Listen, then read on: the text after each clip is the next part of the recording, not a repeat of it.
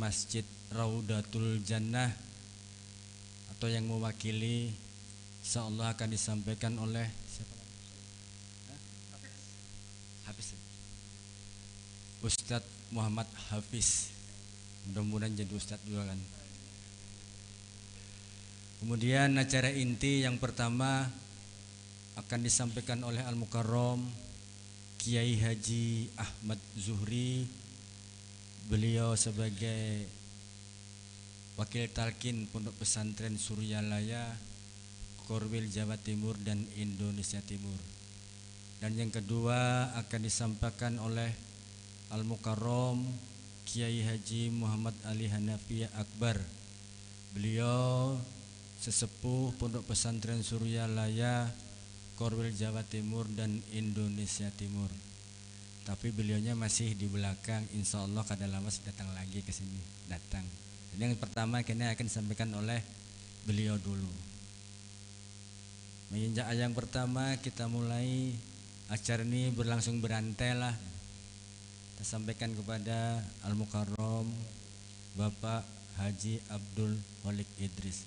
Kepada beliau ulun persilahkan.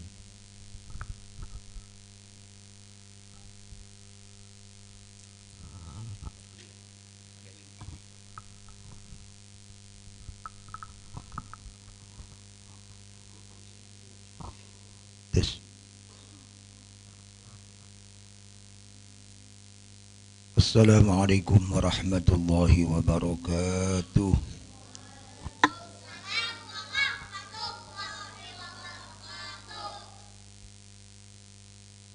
A'udzu billahi minasy syaithanir rajim.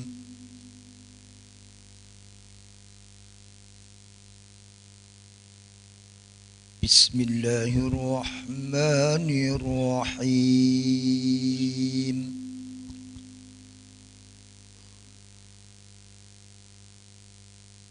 Subhanalladzi asra bi'abdihi laylan minal masjidil haram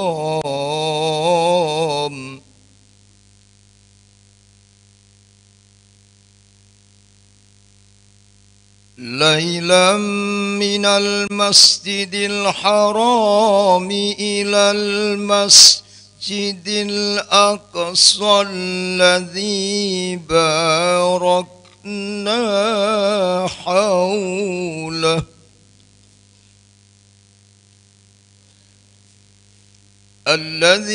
باركنا حوله لنريه من آياتنا إنه هو السميع البصير.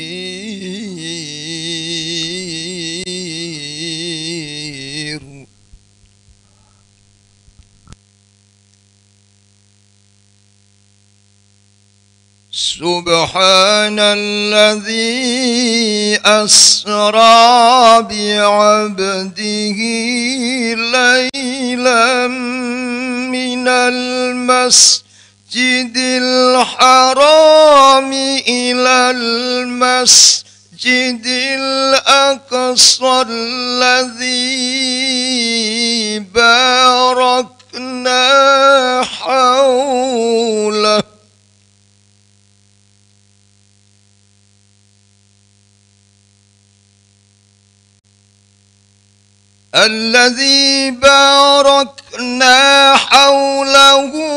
لنريه من آياتنا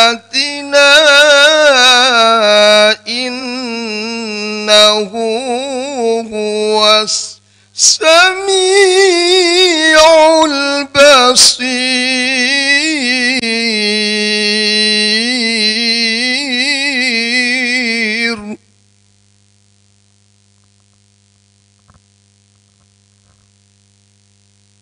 بسم الله الرحمن الرحيم.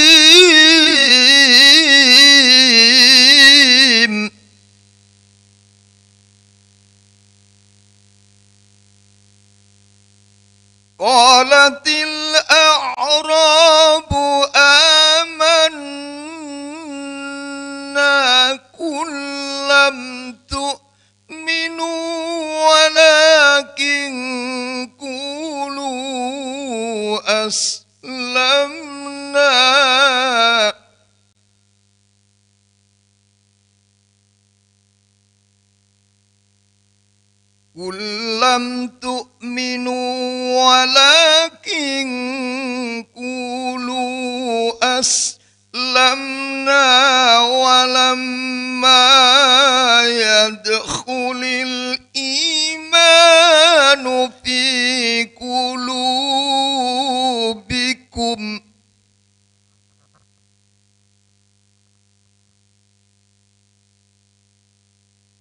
وإن تطيعوا الله ورسوله لا يلتكم من أعمالكم شيئا إن الله غفور رحيم.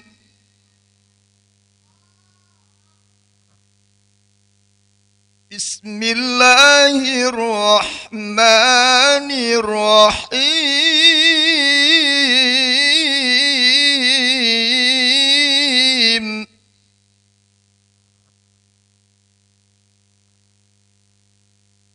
ألم يأن للذين آمنوا أن تخشع قلوبهم لذكر الله وما نزل من الحق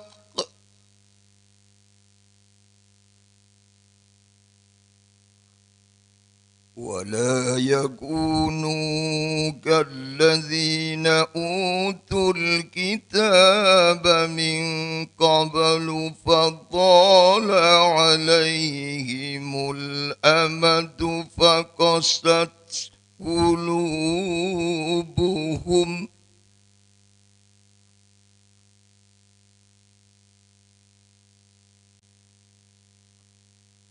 ألم يأن للذين آمنوا أن تخشع قلوبهم لذكر الله وما نزل من الحق ولا يكونوا كالذين أوتوا الكتاب من قبل فطال عليهم الأمد فقست قلوبهم وكثير منهم فاسقون.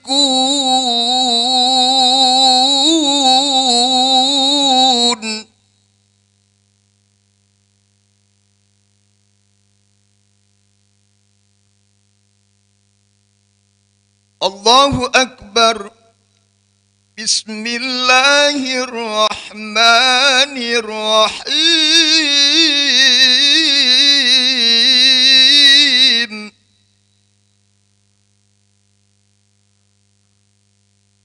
إنما المؤمنون الذين إذا ذكر الله وجلت قلوبهم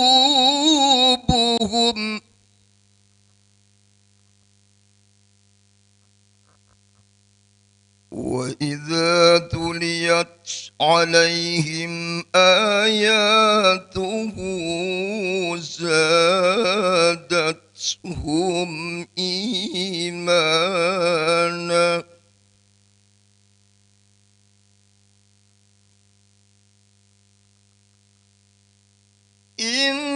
إنما المؤمنون الذين إذا ذكر الله وجلت قلوبهم وإذا تليت عليهم آياته زادتهم إيمانا وعلى ربهم يتوكلون.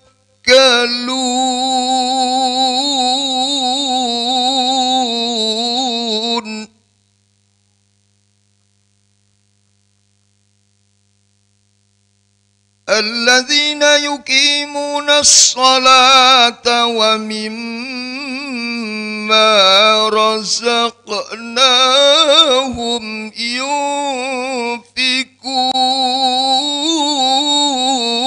ينفقون أولئك هم المؤمنون حقا أولئك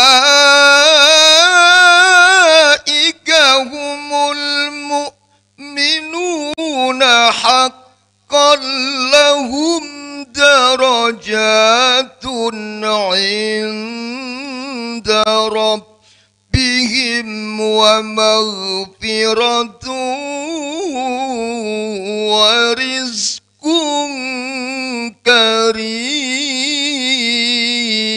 كريم صدق الله العظيم.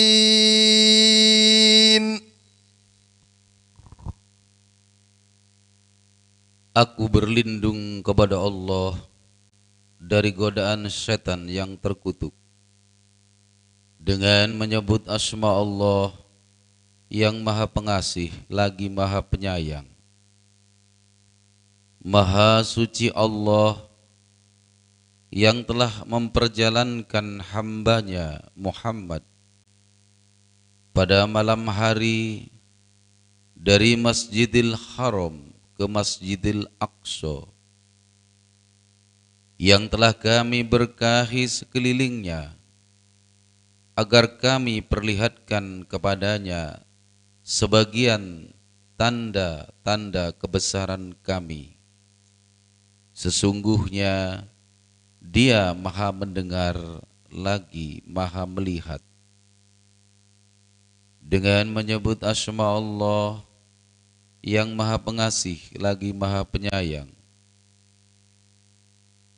orang-orang Arab Badui berkata, kami telah beriman. Katakanlah kepada mereka, kamu belum beriman. Tetapi katakanlah, kami telah tunduk atau Islam. Karena iman belum masuk ke dalam hatimu. Dan jika kamu taat kepada Allah dan Rasul-Nya, Dia tidak akan mengurangi sedikit pun pahala amalmu. Sungguh, Allah Maha Pengampun lagi Maha Penyayang. Dengan menyebut asma Allah yang Maha Pengasih lagi Maha Penyayang, belum tibakah waktunya bagi orang-orang yang beriman untuk secara khusyuk berzikir kepada Allah dan mematuhi kebenaran yang telah diwahyukan kepada mereka. Dan janganlah mereka berlaku seperti orang-orang yang telah menerima kitab sebelum itu. Kemudian mereka melalui masa yang panjang sehingga hati mereka menjadi keras dan banyak di antara mereka menjadi orang-orang yang fasik. Dengan menyebut asma Allah yang Maha Pengasih lagi Maha Penyayang, sesungguhnya orang-orang yang beriman adalah mereka yang apabila disebut nama Allah gemetar hatinya, dan apabila dibacakan ayat-ayatnya kepada mereka bertambah kuat imannya, dan hanya kepada Allah mereka bertawakal, yaitu orang-orang yang melaksanakan sholat dan yang menginfakkan sebagian dari rezeki yang kami berikan kepada mereka. Mereka itulah orang-orang yang benar-benar beriman. Mereka akan memperoleh derajat yang tinggi di sisi Tuhannya dan ampunan serta rezeki nikmat yang mulia. Maha benar Allah dengan segala firman-Nya. Assalamualaikum warahmatullahi wabarakatuh.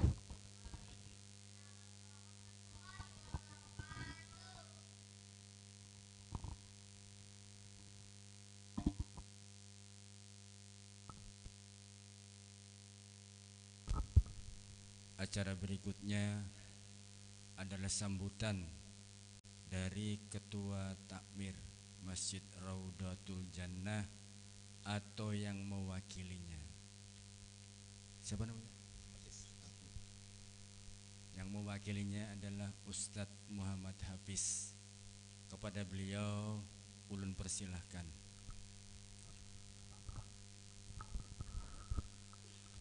Bismillahirrahmanirrahim. Assalamualaikum warahmatullahi wabarakatuh.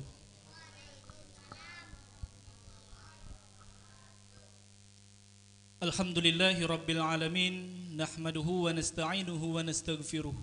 Wa na'udhu billahi min syururi anfusina wa min sayyiati a'malina. May yahdillahu fala mudilla lahu wa may yudlilhu fala hadiya lahu.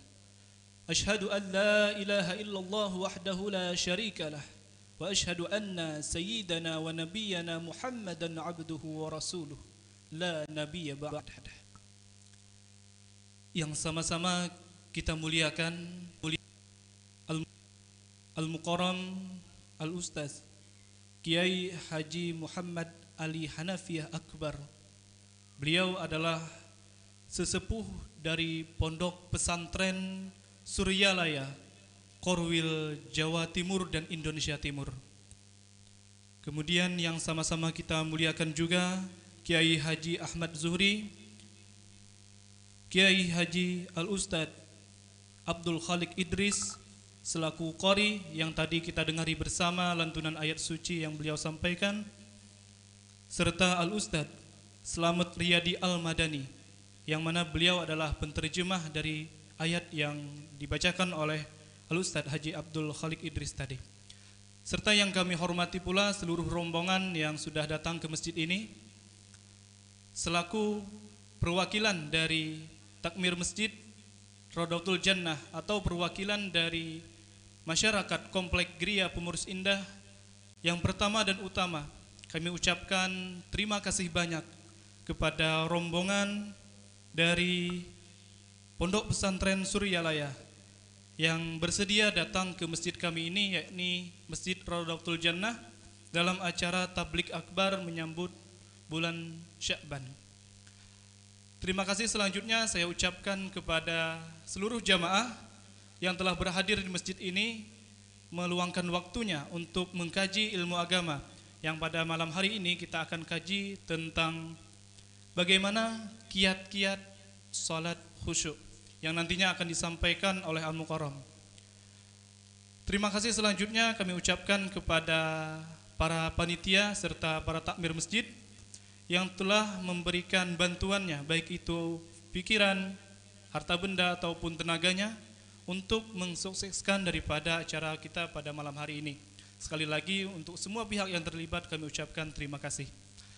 Yang kedua kami ucapkan sebuah permohonan maaf khususnya perwakilan dari Takmir Masjid dan Komplek Gria Pengurus Indah, seandainya dalam kegiatan atau acara pada malam hari ini terdapat kekurangan ataupun kekhilafan dari kami, sekali lagi kami ucapkan mohon maaf yang sebanyak-banyaknya, yang sedalam-dalamnya, yang seluas-luasnya ataupun yang setinggi-tingginya kepada rombongan, karena inilah mungkin kemampuan daripada kami.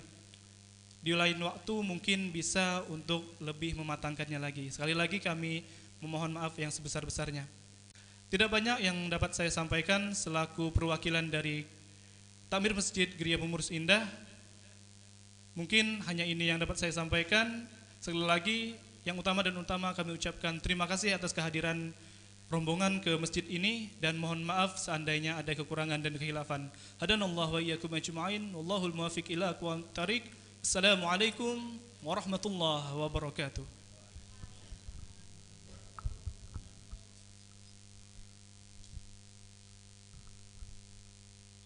Terima kasih kepada Ustadz Muhammad Hafiz yang telah memberikan kata sambutannya atas nama perwakilan Takmir Masjid Raudatul Jannah menginjak acara berikutnya tausiah agama yang akan disampaikan langsung oleh Al-Mukarram Kiai Haji Muhammad Ali Hanafi Akbar. Beliau adalah sesepuh Pondok Pesantren Suryalaya, Korwil, Jawa Timur dan Indonesia Timur. Mudah-mudahan nanti apa-apa yang disampaikan oleh beliau kita semua mendapatkan manfaatnya ila yaumil qiyamah.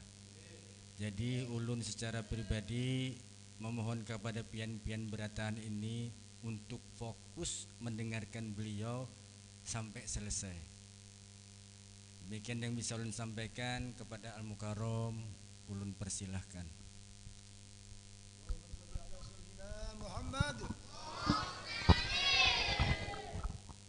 Assalamualaikum warahmatullahi wabarakatuh.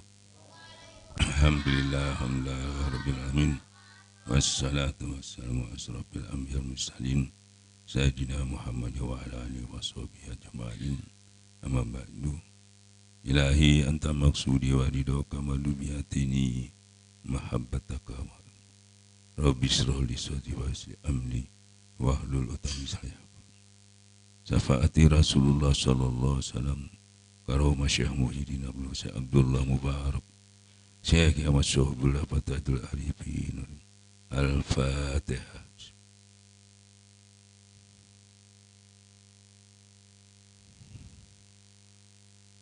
Alhamdulillah, hari ini kami bertemu dengan saudara-saudara kita di masjid apa nih? Raudatul Jannah. Mudah-mudahan pertemuan ini menimbulkan hikmah yang menambah wawasan keilmuan kita sekaligus membuat kita lebih nyaman beribadah, lebih nikmat dan lebih sempurna. Iwan dan akhwat yang dimuliakan Allah, kebetulan ini masih rangka Isra Mi'raj ya, yang isinya pada umumnya berkaitan dengan sholat. Isra Mi'raj itu pada umumnya orang mengatakan bahwa itu Rasulullah dipanggil oleh Allah untuk menyempurnakan sholat. Sebetulnya Rasulullah sebelumnya sudah sholat. Jadi pengertian beliau dipanggil untuk sholat itu saya kira kurang tepat. Tetapi beliau dipanggil untuk melaksanakan, menyempurnakan ritual sholatnya. Karena sholatnya beliau sudah sholat. Bahkan berangkat beliau dari Masjidil Haram, beliau sholat. Terus sampai ke Masjid Aqsa, beliau juga bahkan memimpin sholat. Sampai beliau itu Sidratul Muntaha, beliau itu bertemulah dengan Allah. Beliau mendapatkan perintah yaitu 50 waktu. Jadi 50 waktu itu ritualnya, bukan sholatnya. Ya. Riwayatnya Nabi Musa menyampaikan kepada beliau bahwa ya Rasulullah, gak mungkin umatmu itu kuat, minta keringanan. Maka beliau berulang-ulang minta keringanan sampai menjadi 5 waktu. Ya Alhamdulillah kata Allah, apa yang diinginkan Allah 50 waktu dengan diberikan keringanan sampai 5 waktu itu sudah sama dengan 50 waktu. Jadi termasuk kita mendapatkan syafaat dari Rasulullah SAW. Salah satunya itu, jadi sudah ditetapkan waktu-waktu sholatnya ditetapkan, tartu makninanya juga ditetapkan yang sebelumnya tidak ada. Dan sekaligus menjadi identitas perbedaan antara orang-orang ya, orang-orang Yahudi, Nasrani, Majusi, itu bedanya bisa kita lihat dari sholatnya. Karena di Ka'bah itu sendiri semuanya berkumpul di situ, Majusinya sholat di sana, ya toh. Nasraninya sholat di sana, ya. Yahudinya juga punya cara sendiri-sendiri, umat Islamnya juga itu juga di situ, sehingga nggak jelas yang mana ini yang umat Islam ini. Maka dengan turunnya Rasulullah yang memberikan apa yang dari Allah tadi menjadi identitas, ya toh. Jadi dengan sholat dan tumakninanya itulah menjadi identitas bahwa sudah bisa dibedakan, ya, bedanya orang mukmin dengan selain mukmin itu dari sholatnya. Saya kira itu intinya, ya. Nah selanjutnya sesungguhnya sholat itu berat kecuali yang khusyuk. Di dalam perjalanan kita, dalam kajian-kajian kita sekaligus kita menyelidiki di mana-mana tempat bahwa kebanyakan sholat ini menjadi fenomena sampai sekarang. Sulit sekali orang mencapai khusyuk itu katanya. Padahal sholat itu menjadi penentu di akhirat nanti. Kalau sholat itu baik, yang lain tidak diperiksa. Maka malam ini kemungkinan mudah-mudahan ya, apa yang kami sampaikan ini menurut riset kita perdaji, kita pendalam, kita mendapatkan satu keputusan yang ingin kita bagikan supaya tidak nanti bertanya lagi bagaimana sholat itu supaya khusyuk, tidak diulang-ulangi lagi bagaimana supaya khusyuk atau dihusuk-husukkan. Jadi kita bahas sekarang, ya, karena dalilnya itu sesungguhnya sholat itu berat memang kecuali yang khusyuk. Nah ini fokus orang itu kepada khusyuk, padahal khusyuk itu hasil, bukan pelajarannya, itu hasilnya. Maka itu kami bertanya dengan yang hadir yang menjadi sebagai ini untuk mendapatkan satu titik di mana sebetulnya kelemahan kita untuk sulit mencapai itu. Saya bertanya, mudah-mudahan saya menjawab. Bisa khusyuk enggak sholat itu kalau orang itu tidak tentram? Bisa enggak, Pak? Ya santai aja ya. Bisa khusyuk enggak kalau hatinya orang itu tidak tentram, Pak? Enggak bisa. Ya. Jadi yang dicari itu khusyuknya dulu apa tentramnya dulu? Nah. Sekali lagi, yang dicari itu khusyuknya apa tentramnya? Tentramnya. Ya, jadi juga paham ini ya. Tentramnya. Nah, tentram itu sendiri ya bagi kita hanya satu dalil yang bisa mewujudkan tentram itu. Yang sudah sering dibaca dan sudah kita tahu, yaitu ala bijik ratat manil kulub. Hanya dengan berzikir hati menjadi tentram. Nah, sesuai dengan panggilan sholat itu sendiri. Wa aqimis sholat lizik, suruh zikir.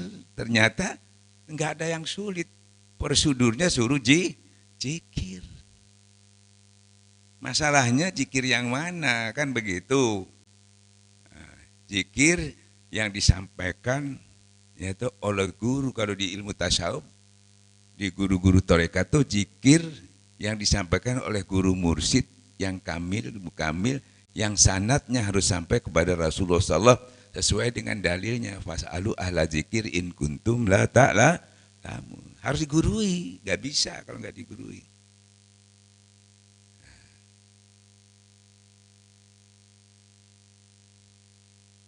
Jadi kalau tidak gurui kesulitan. Padahal cuma zikir itu. Allahu Akbar wa aqimis sholat, suruh zikir. Nah itulah yang kita sampaikan, ternyata zikir itu tidak sulit. Nah, satu, ada lagi yang sulit. Syukur. Syukur itu sulit juga. Sampai sekarang kita mencari definisi syukur itu kesulitan. Caranya syukur itu bagaimana sesungguhnya? Masih diperdebatkan sampai sekarang. Ya, paling-paling orang mengatakan, ya kita banyak-banyak bersyukur ya. Alhamdulillahirabbil alamin, selesai. Padahal syukur itu juga tidak mungkin terwujud kalau tidak mulai dari didasari oleh zikrullah, nggak bisa. Nggak bisa. Dan itu penting sekali. Karena untuk mendapat nikmat tambah, nilai tambah itu, supaya ditambah iman itu harus bersyukur. Sebaliknya kalau kita tidak bersyukur, nikmat itu justru hilang. Diganti dengan gundah gulana, kebimbangan, keraguan. Makanya sampai Allah mengatakan sesungguhnya manusia itu sering berkeluh kesah. Kecuali yang mendirikan sholat. Sholat yang di dalamnya ada zikirnya. Banyak sekali orang sholat tidak ada zikirnya. Padahal perintahnya itu misal zikir. Ya. Dalilnya juga dalam hadis qudsi. Dalam hadis qudsi Allah berfirman, "Idza dzakartani syakartani wa idza nasitani kafartani." Ketika orang itu berzikir kepada Allah, artinya orang itu telah bersyukur kepada Allah. Ketika orang itu lupa kepada Allah, berarti orang itu telah kufur nikmat kepada Allah. Zikir. Sampai datang ke sini duduk nikmat. Mungkin dari rumah juga jalan nikmat. Nikmat sekali. Makan nikmat, nonton TV nikmat. Tapi masalahnya sampean ingat enggak kepada yang memberi nikmat, ini jadi masalah. Kalau sampean ingat berarti sampean bersyukur, ditambah nikmatnya. Tetapi kalau sampean cuma nikmat, mengingat, merasakan nikmatnya saja, tanpa ingat kepada yang beriman, namanya kufur nikmat. Tunggu azabku, kata Allah. Paling ringan itu kita digelisahkan. Ini ternyata dizikir. Yang semalam itu kita nggak sampai ke sana, padahal dalilnya sudah ada. Nah, torekat membantu yang sesulit itu. Yang katanya sulit ternyata mudah. Dua kita dapatkan tadi. Tentram isinya zikir, sholat isinya zikir, ternyata syukur juga didasari dengan zikir waktu sabar. Ketiga, ini juga berat ini. Menurut orang yang tidak memahami. Sampai orang banyak, aduh, agama Allah itu berat. Sabar, ini sabar kayak apa sabar? Apa sabar itu diem aja? Ya.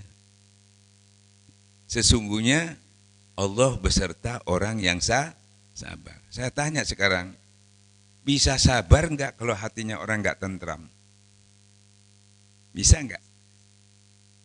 Bisa sabar enggak kalau hatinya orang itu tidak tentram? Bisa enggak, Adek? Enggak bisa. Nah, jadi tentram dulu baru sabar. Balik lagi. Tentram itu dapat dilandasi dengan zikir lagi. Hatinya tentram, baru dia bisa mewujudkan sabar. Nah, bagaimana kalau enggak tentram mau sabar?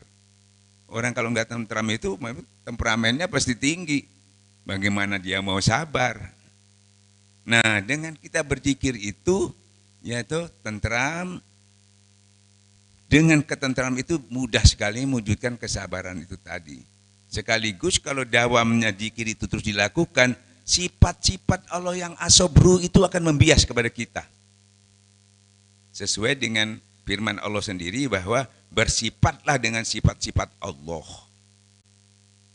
Ternyata dari sumbernya dari zikir juga. Ya sudah berapa tadi? 4.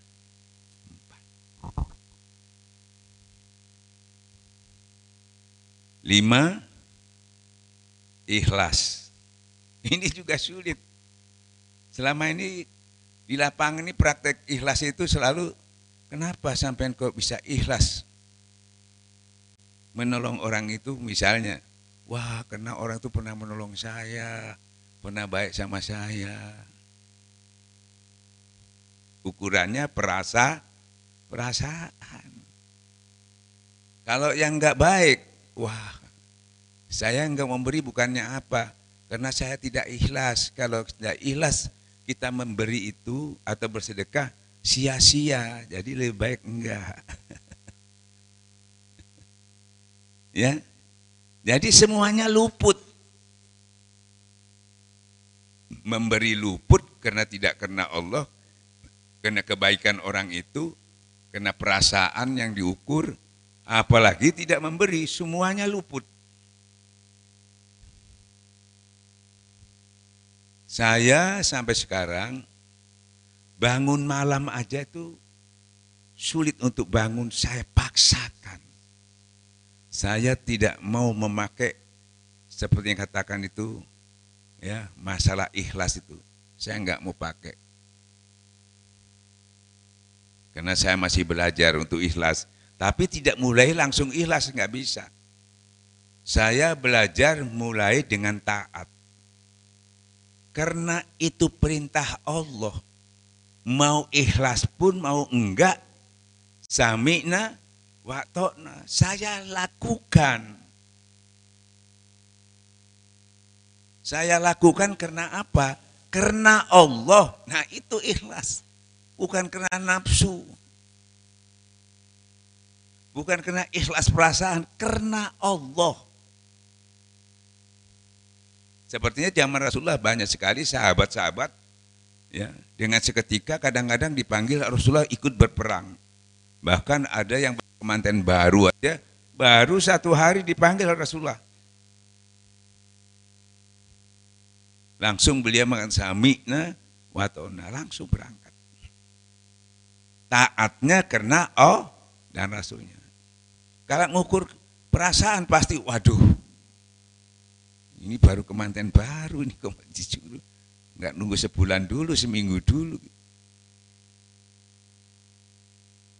Ibaratnya saya beri ilustrasi lagi, ada tentara atau polisi lah. Nah,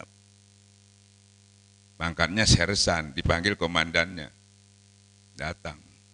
Katakan, Fulan, kemari. Siap komandan. Sekarang kamu diberi tugas untuk berangkat perang. Kapan? Sekarang juga. Apa jawabannya? Pasti, siap komandan. Enggak mungkin, Pak, enggak besok aja Pak, nanti dulu Pak. Enggak mungkin, enggak berani, tempeling itu kalau gitu. Siap komandan. Ikhlas enggak? Enggak ikhlas itu. Apalagi enggak ada, ya toh. Tapi taat. Kita sama Allah juga begitu. Harus taat dulu, kalau nunggu ikhlas kapan? Jadi wali dulu baru ikhlas. Tidak punya cemas dan takut baru ikhlas. Kalau kita harus taat dulu. Ngambil yang itu, bukan ngambil yang ikhlas di dalam perasaan itu. Ya. Taat karena Allah. Nah, zikir lagi. Makanya kalau kita sudah karena Allah, duduknya karena Allah, berdirinya kepada Allah, berbaringnya karena alladzina yazkurunallaha qiyaman wa qu'udan wa ala junubihim, duduknya, berdirinya, berbaringnya menyebut kalimat Allah. Semua aktivitas kita itu menjadi ibadah. Zikir. Bahkan Rasulullah SAW pertama beliau belajar itu belajar apa? Suruh baca. Bisa baca enggak Rasulullah? Enggak bisa baca. Terhijab beliau. Bahkan beliau sudah dibersihkan. Bahkan beliau sudah dibedah. Enggak bisa juga. Datanglah malaikat Jibril membisikkan. Sebut-sebut Allah. Sebut-sebut nama Allah. Beliau sebutkan, maka terbuka hijab itu, beliau bisa membaca. Jadi beliau pertama itu belajar zikir dulu. Jadi pertama beliau itu bisanya membaca mulai dari zikir, menghudurkan Allah.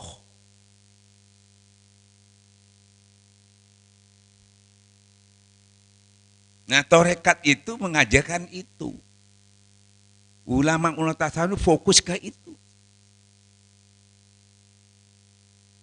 Yang kelihatannya mudah, Karena terhijab jadi sulit.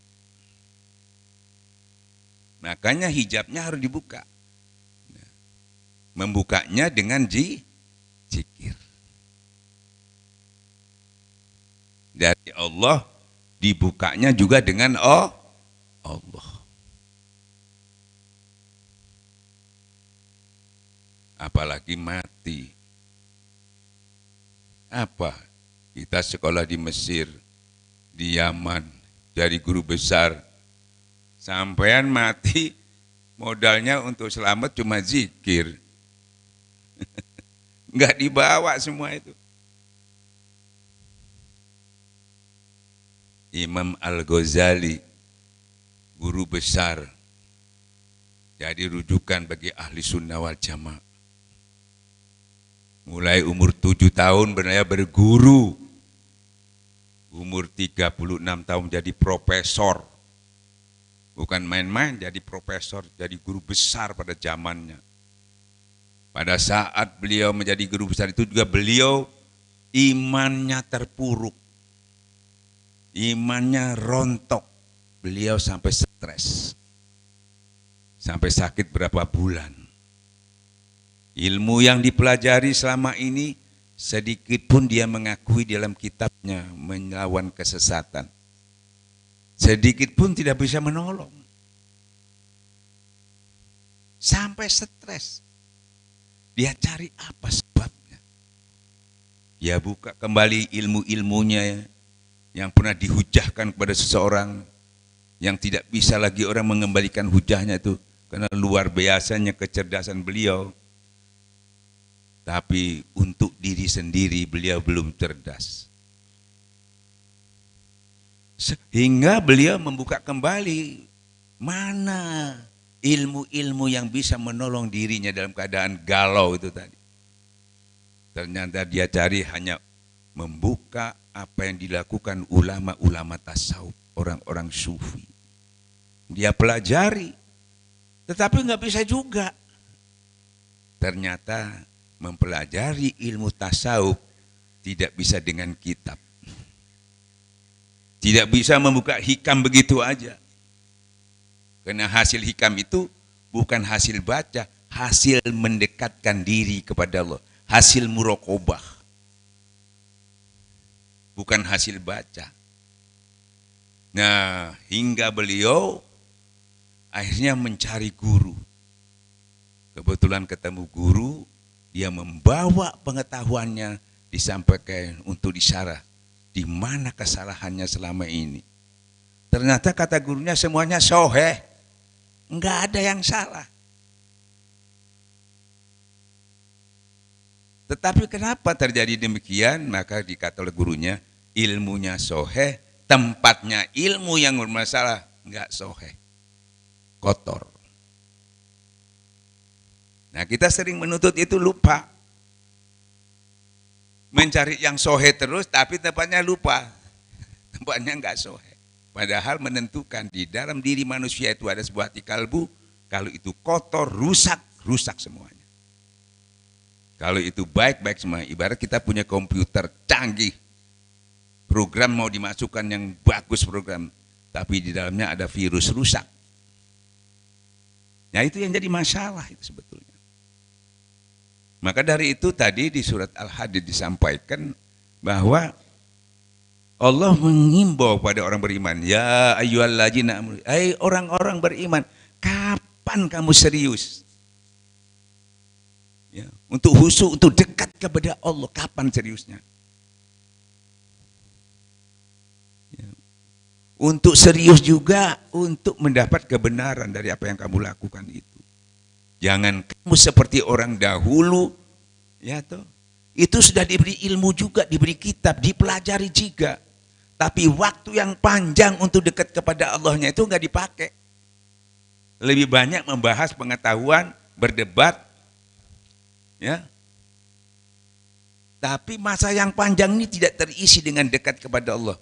Maka hatinya menjadi batu dan banyak sekali orang itu menjadi fasyik. Ternyata Imam Ghazali kena penyakit itu juga. Makanya mengobatinya bukan dengan ilmu lagi. tapi diberikan ditalkin, dibawa ruhaninya wusul kepada Allah, diposisikan di sisi Allah, dibukukan di situ untuk dia terus menerus dimanapun supaya dia bersama Allah.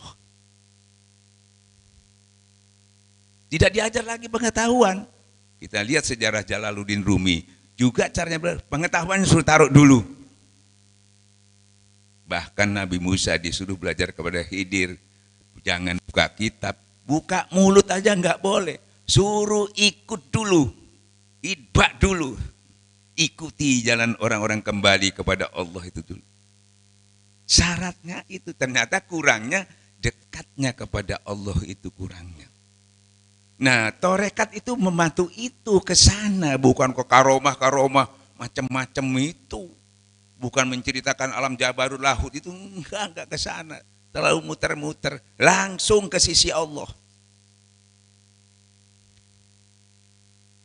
Untuk amannya, tempat sebaik-baiknya adalah di sisi Allah. Sekarang harus kita tempati tempat itu. Dan di sisi Allah yang kita tempati itu ada nabi, ada syuhada, ada tabiin berkumpul di itulah majelis Rasulullah. Kita masuk ke sana. Teman itulah kata Allah teman sebaik-baiknya. Nah, torekat itu membantu itu.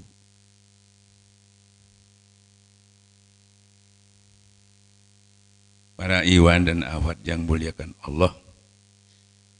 Nah, untuk bisa serius itu, kalau tidak ditalkin, tidak berterus, kepingin serius itu sulit juga. Bagaimana caranya serius? Misalnya, saya akan serius sholat. Sholat itu ada jeda dari subuh menunggu harus zuhur berapa jam jedanya. Zuhur menunggu asyar. Haji nunggu setahun, puasa nunggu setahun. Tapi wal asri, demi masa, demi waktu itu per detik. Jadi per detik itu harus diisi zikrullah. Itu dianjurkan dalam Al-Quran. Dudukmu, berdirimu, berbaringmu. Sementara kita ada cuma duduk.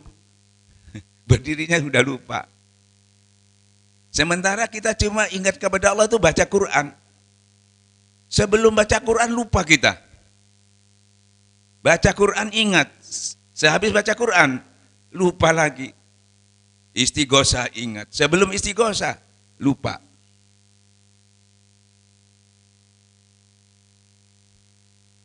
Sholat juga begitu. Sholat ingat. Sebelum sholat kita lupa kepada Allah. Apalagi nonton bola. Tapi kalau kita sudah ditalkin, ya toh, seperti hanya dalam Quran disebutkan, laki-laki yang tidak dilalaikan ingatannya kepada Allah, tidak dilalaikan oleh jual beli yang dia takut rugi, tidak lalai. Dalam segala aktivitas dia enggak lalai. Tidak dilalaikan dia mendirikan sholat, banyak orang sholat tapi hatinya lalai. Tidak dilalaikan membelanjakan sebagian hartanya, banyak orang membelanjakan hartanya, infak sedekah, tapi ria. Karena di dalamnya kosong. Ya. Di dalamnya kosong. Maka saya akan memberi contoh, ini yang gampang Pak ya. Jadi kajian tasawuf yang selama ini sulit, kita bedah supaya kita mudah mengamalkannya, tidak berbelit-belit, tidak bercerita-bercerita yang enggak masuk akal, yang aneh-aneh, tapi kita ingin meluruskan seluruh-seluruhnya bahwa belajar tasawuf itu untuk kita bisa masuk Islam secara kafah.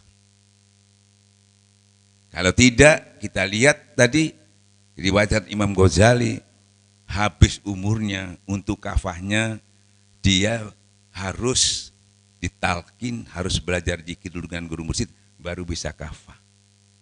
Karena dengan kafahnya itu dia bisa istiqomah. Istiqomah itu yang bisa diistiqomah itu zikrullah. Duduknya, berdirinya, berbaringnya selalu ingat kepada Allah. Nah, dengan istiqomah itu akhirnya menimbulkan 1000 karomah. 1000 karomah itu apa? Keyakinannya dipenuhi sepenuh-penuhnya sama Allah. Semangatnya, kekuatannya, bangun malamnya, sedekahnya itu dilipat gandakan kekuatannya. Maka kita lihat sejarah para wali-wali itu, ya toh, dia bisa mengerjakan sesuatu, ya toh, melampaui kemampuan manusia pada umumnya karena dari powernya itu tadi. Jadi tambahannya itu. Makanya Imam Ghazali setelah bertemu guru mursyid itu, setelah dia mendapatkan, dia enggak berdebat lagi. Pembenarannya dia tidak ingin orang mengakui pembenarannya. Jadi dia datang ke Allah selalu minta pembenaran dari Tuhan. Kalau dari Allah benar diterima, enggak benar kita diluruskan. Tapi di antara kita minta pembenaran. Kalau kita salah, kita dilecehkan. Ya toh? Maka beliau akhirnya full kepada Allah, tidak lagi didebatkan ilmu itu, tapi diamalkan sehingga ada janji Allah, barang siapa mengamalkan yang ia ketahui, maka dia ditambah dengan dia yang tidak tahu, bahkan dia tidak miliki, akhirnya dia akan dapatkan sesuatu yang luar biasa yang tiap orang tidak bisa melakukannya. Salah satu yang dia dapat karyanya yaitu kitab Ihya Ulumuddin. Itu hasil karya dekat kepada Allah. Bapak-bapak, ibu-ibu yang dimuliakan Allah, saya akan memberi contoh yang mudah sehingga bisa diambil kesimpulan. Karena sekarang ini dunia ilmu khususnya sudah tidak ada tersembunyi karena ada dunia maya. Jadi tidak ada yang semuanya terbuka. Dan di situ kadang-kadang kita sulit memilihnya. Ya. Kenapa? Kita melihat fenomena kadang-kadang yang sulit kita terima. Ya. Banyak sekali hujat-menghujat yang membingungkan kita. Bahkan sudah melampaui batas-batas. Ya, yang sampai pemerintah mengeluarkan satu aturan yang belum pernah disampaikan karena ruwetnya sudah itu tadi. Nah, kita jangan sampai terjebak juga, kan itu. Kita mengambil jalan itu sendiri seperti halnya kata Rasulullah, kalau sudah fitnah merajalela, kita kemana? Fa'buru ilallah, lari kepada Allah. Lari kepada Allah, tinggalkan orang-orang yang bermain-main dalam kesesatan, kita terus-menerus berzikir kepada Allah. Nah, ini saya akan contohkan supaya mudah. Bapak-bapak, ini saya tiap pengajian saya buka ini, karena mudah sekali dimengerti. Ini kertas kosong, Pak. Ini saya injek-injek, boleh enggak? Boleh ya? Dirobek boleh. Diinjek boleh. Boleh. Diambil kotoran boleh. Sekarang ada kertas lagi satu. Ini juga kertas, Pak, tapi ada tulisannya. Diinjek-injek. Dirobek. Kenapa? Kenapa? Kan sama-sama kertasnya ini. Kan sama kertasnya, kenapa enggak boleh? Karena ada tulisan.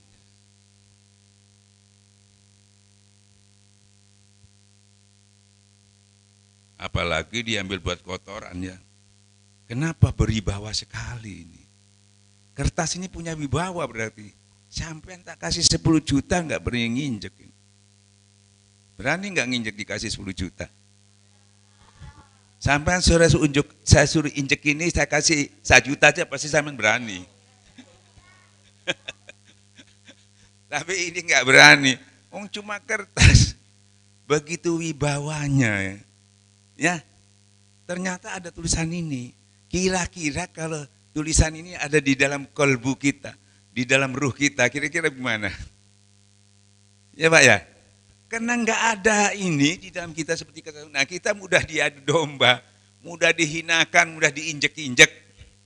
Yang menginjak-injak bukan orang lain. Kita menghinakan diri kita sendiri. Menganiaya diri kita sendiri. Gara-gara ini kosong. Inilah senjata mukmin ini sebetulnya.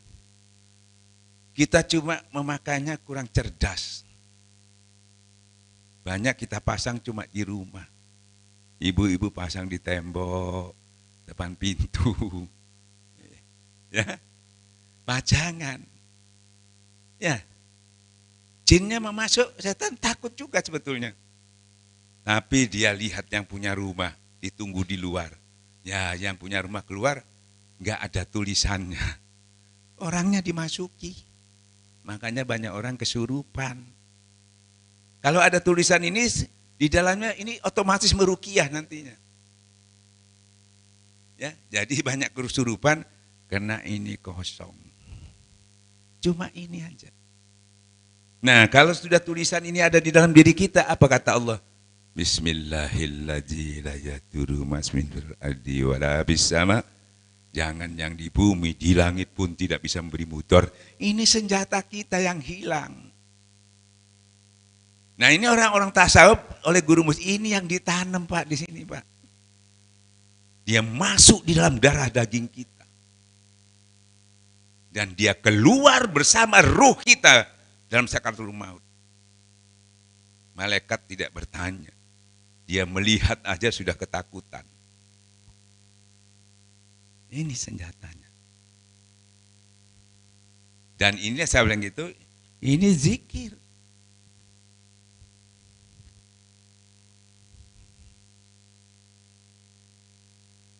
Bapak-bapak, ibu-ibu, bersama Allah itu karomah yang paling tertinggi. Karomah yang paling tertinggi. Bahkan mukjizat lebih tinggi dengan bersama Allah. Saya buktikan supaya kita enggak sampai lebih banyak berguru tasawuf tarekat mengejar karomahnya. Tidak, kita mengejar hikmahnya. Contoh ya, Nabi Musa Pak. Nabi Musa itu disuruh oleh Allah menyampaikan kebenaran kepada Fir'aun. Takut Nabi Musa. Di surat apa itu Ustaz? Surat Toha. Takut itu. Saking seremnya itu. Padahal ini Nabi. Padahal Nabi Musa itu orangnya, gagah, keren orangnya. Takut. Akhirnya Rasulullah Allah memberikan dilengkapi oleh Allah dengan diberi mukjizat tongkat. Takut juga, masih enggak mau. Takut juga, sudah diberi tongkat masih takut. Akhirnya diberi teman Harun, ditemani Harun. Masih takut juga Pak. Alasannya mau ngomong aja sudah sulit sama Fir'aun itu, saking takutnya. Akhirnya dikasih doa, Robis rohli sodri. Karena komplit sudah, masih takut juga. Ternyata Nabi Isa itu cerdas. Dia mengatakan, aku ingin bersama engkau ya Allah. Kalau sudah bersama Allah, mau ada tongkat, nggak ada masalah. Mau ada teman, nggak ada teman, mau sedikit atau banyak, tidak masalah. Kan gitu ya? Ini. Jadi lebih ringan. Dan siapa saja bisa memposisikan di situ. Selama kita berzikir, posisi kita sudah bersama Allah. Mudah kan mencari lebih daripada karomah. Baru berangkat. Padahal Nabi itu sedikit dikejar, lari aja menang. Karena kata kalau sudah bersama Allah, bukan kamu yang melempar, aku yang melempar. Allah semua yang ikut menyelesaikannya. Enak kan? Makanya para rasul dulu itu sedikit bisa mengalahkan yang banyak, bukan lagi kehebatannya. Semua kehebatannya, semua pangkatnya itu tidak dia pakai Allah. Sedikit bisa mengalahkan yang banyak karena pertolongan Allah. 2, saat Rasulullah hijrah dikejar oleh orang-orang Quraisy, masuk di dalam gua. Abu Bakar ketakutan Pak, karena melihat ada di atas, wah kelihatan kakinya. Wah ini kalau dilihat, dia melihat ke bawah, habis kita. Rasulullah menyangka, kenapa Abu Bakar? Bayangkan Abu Bakar itu bersama Rasulullah takut, padahal itu sahabat dan mertua. Takut, apalagi sampean bersama saya. Akhirnya Rasulullah mengatakan, Abu Bakar, kita bukan berdua, kita bertiga. Siapa? Allah. Tinggal yakinkan. Selesai masalahnya. Nah, tarekat itu menanamkan kalimat itu supaya kita mendapatkan sesuatu yang luar biasa. Baik melaksanakan perintah-perintahnya, larangannya, menghadapi musuh-musuh Allah tadi yang lebih besar, musuh-musuh yang ada dalam diri kita ini bisa kita taklukkan dengan kita bersama Allah. Kalau tidak, kita selalu dimanfaatkan oleh nafsu kita dan kita tertipu. Seakan-akan kita menang, seakan-akan kita dekat padahal kita jauh. Nah inilah tarekat yang muhakikin itu begitu. Ini hasilnya tadi yang saya sampaikan, sholatnya bisa khusyuk, ya tuh. Rezekinya berkah. Saya sudah terangkan rezeki itu belum ya? Saya terangkan rezeki berkah ya. Tadi sholat khusyuk, sabar, syukur, ikhlas, tentram. Sekarang berkah, rezeki yang berkah. Sesungguhnya kata Allah di dalam Quran itu, setelah kamu sholat bertebarlah di muka bumi cari karunia Allah. Ya, mencari karunia Allah itu gunung didaki, kan. Sesulit apapun kita kejar, laut diseberangi, jiwa dipertaruhkan. Kadang-kadang iman pun kalau perlu dijual. Ya, kalau pemilu kan banyak dijual iman. Sikut sini. Dengan segala cara kita mau mengambil rezeki dari Allah itu. Karena kebodohan kita nggak tahu kita, ya kita lakukan begitu. Padahal kata Allah mengambilnya mudah. Setelah kamu sholat, bertebarlah di bumi. Memang di lapangan banyak tantangan, banyak saingan, banyak gangguan, banyak bajingan. Mengatasi dengan apa? Bukan dengan emosi. Bukan adu bolo, adu bondo, bukan. Bahkan adu kiai, adu dukun, enggak. Cuma satu kata Allah, setelah kamu sholat itu pengen zikir, sehabis sholat zikir, setelah kamu berdiri untuk mencari zikir lagi perintahnya. Setelah kamu sholat bertebarlah di muka bumi, cari karunia Allah. Ingatlah Allah sebanyak-banyaknya supaya kamu mendapat keberuntungan. Disuruh zikir ternyata cuma. Dan Allah yang mengatakan supaya kamu dapat keberuntungan. Itu kata Allah. Kita tidak keluar dari rumah bukan ingat kepada Allah sebanyak-banyak, ingat untungnya terus sebanyak-banyaknya. Dihitung begini dapat sekian. Allahnya kata, emangnya itu uangnya mbahmu. Kalau kita mengambil rezeki itu tanpa dekat kepada tambah nyambung, itu namanya mencuri hak Tuhan, makanya tidak barokah. Uang yang punya Allah, sampean masuk di bank lihat uang banyak, ya sampean wah ngambil, mencuri sampean. Tapi kalau datang ke kepala bank nego-nego ya, uang itu datang sendiri itu. Kita salah. Padahal dari zikir aja selesai. Jadi kita macul, sawahnya nggak usah dikasih sesajen, ya nyakul aja dengan zikir. Di warung, zikir aja, silahkan yang mau nyantet. Bismillahirrahmanirrahim, murah meriah. Apa? Silahkan orang menyainginya. Dan pasti sambil jualan hatinya tentram itu, tenang. Karena ada janji Allah itu. bukan janjinya juragan. Janjinya Allah. Nah, kalau kita sudah pegang janjinya selalu full Allah, duduk, berdiri, berbaring, itu dikatakan iyyaka na'budu wa iyyaka nasta'in. Baru sampean itu mendapatkan janji Allah ihdinas. Ini kita kan cuma ngucapkan masalahnya. Jalan orang-orang yang diberi nikmat oleh Allah. Nabi lewat situ, syuhada, ikuti. Kalau kita tidak mengikuti, nggak lewat situ, ke kiri, goiril. Jalan-jalan orang yang dimurkahi Allah. Cuma 2 jalan. Nah, maka dari itu, kami keliling kemana-mana, dan ceramah kita nggak seperti umumnya, ini pondasinya. Ya, ini pondasinya. Kalau tidak ada ini, coba kita periksa sholat kita. Sholat kita ada yang 50 tahun, 40 tahun, ya, diterima apa terancam? Harus diperiksa.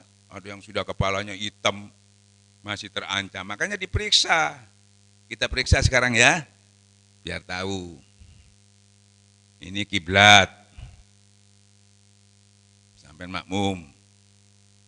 Saya ke sini, Allahu Akbar. Salah enggak? Salah ya. Kenapa salahnya? Oh, di sana ya. Kalau salah, masa salah kan enggak gitu. Gimana caranya kalau salah? Yang negor Allah apa makmun, Pak? Yang negor kalau saya salah tadi, yang negor Allah apa makmum? Makmum. Tegurannya kayak apa? Subhanallah. Saya luruskan, Pak. Selesai, Pak ya? Sekarang kalau hatinya yang salah, melenceng ke mall, kemana? Yang negor siapa?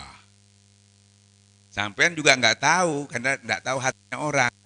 Ternyata yang mau negor juga ke mall juga. Habis malaikat datang, tuh mana orang ini kok nggak ada, semua kosong masjid ini? Siapa yang negor? Yang tahu ini siapa? Allah yang negor. Tegurannya kayak apa? Padahal dibaca setiap hari tegurannya. Fawailul lil musallin alladzina hum an sholatihim. Sudah sholat di ciloko-ciloko gimana? Bahkan yang menafsirkan dari neraka jahanam. Ada yang menafsirkan orang yang sholat yang hatinya lalai. Bukan waktunya. Sementara dikaji secara umum tidak ketemu masalahnya. Ketemunya cuma karena kamu itu tidak diterima ibadahnya karena riya, itu aja. Tanya sama, bagaimana Pak Kiai supaya enggak riya? Ya yang ikhlas, kan gitu ya. Bagaimana supaya ikhlas? Ya jangan riya, gitu aja. Muter-muter itu. Padahal intinya kena lalai, nggak nyambung sama Allah, iblis masuk.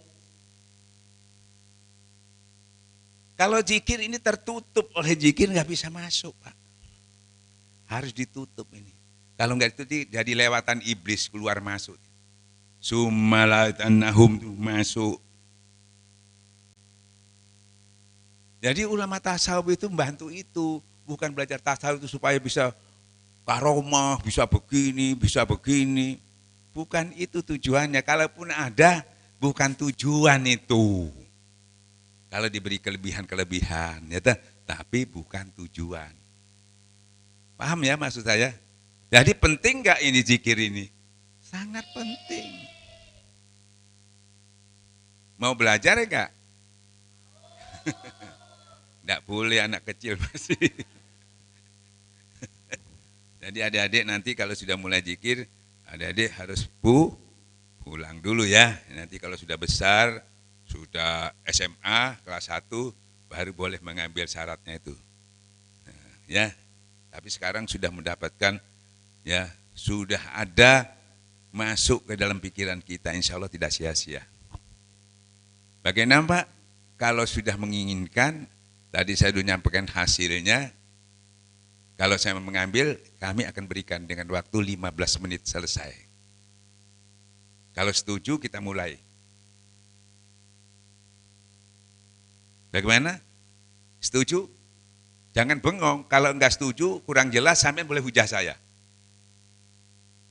Apa yang salah mungkin? Silahkan. Bebas aja. Bagaimana? Setuju? Tuh, malah ini yang setuju. Saya mau dengar bapak-bapak ini.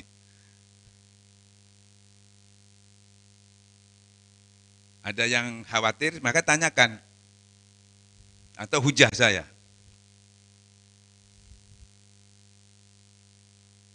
Ya makanya, mungkin ada yang mau bertanya dulu, silakan.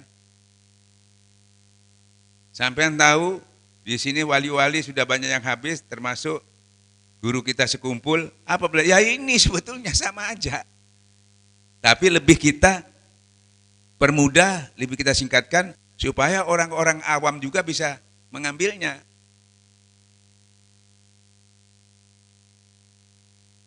Nah sekarang banyak orang menceritakan wali hebat-hebat, tapi yang menceritakan tidak hebat, karena bisa menceritakan, tidak mengambil pengetahuannya. Ya tahu? Nah malam ini kita mau berikan, mudah-mudahan di antara kita jadi menjadi penerus daripada wali-waliullah yang sudah banyak gak ada. Nah wali itu termasuk paku bumi, menyelamatkan umat. Ya saya kira begitu, kalau mau kita mulai, dibimbing, cuma 15 menit selesai.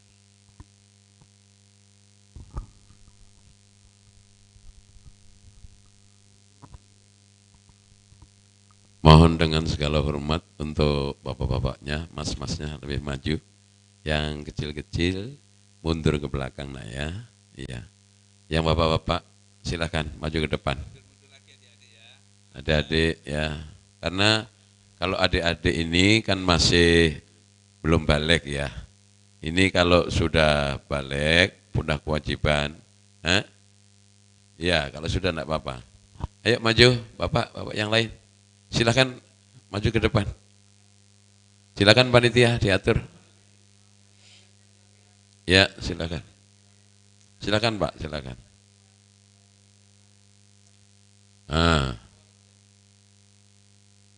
Ya. Ibu-ibu bisa lebih maju Bu yang dari sini. Ya. Yang jamaah Masjid Raudhatul Jannah khususnya, atau yang dari luar yang belum mendapatkan pelajaran talqin ini, nanti diajari sebentar ya. Maju lagi nah, maju lagi. Majuan. Ibu-ibu.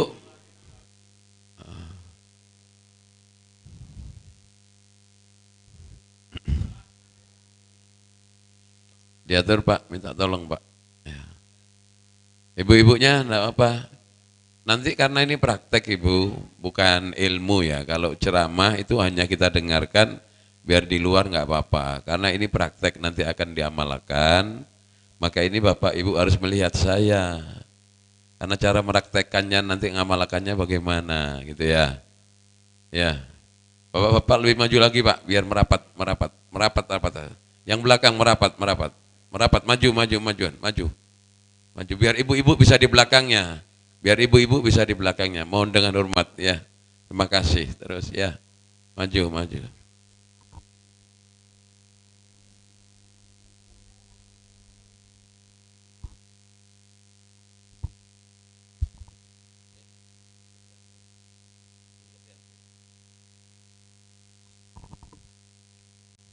Sudah bisa dimulai?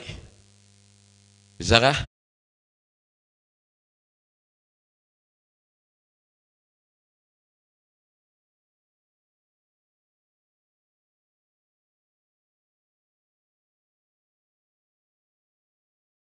Rasulillah wala haula wala quwata illa billah amma ba'dah. Ilahi anta maksudi wa ridhoka matlubi atini mahabbataka marifataka. Ma'asyiral muslimin, Bapak Ibu para jamaah yang dimuliakan Allah Subhanahu wa taala,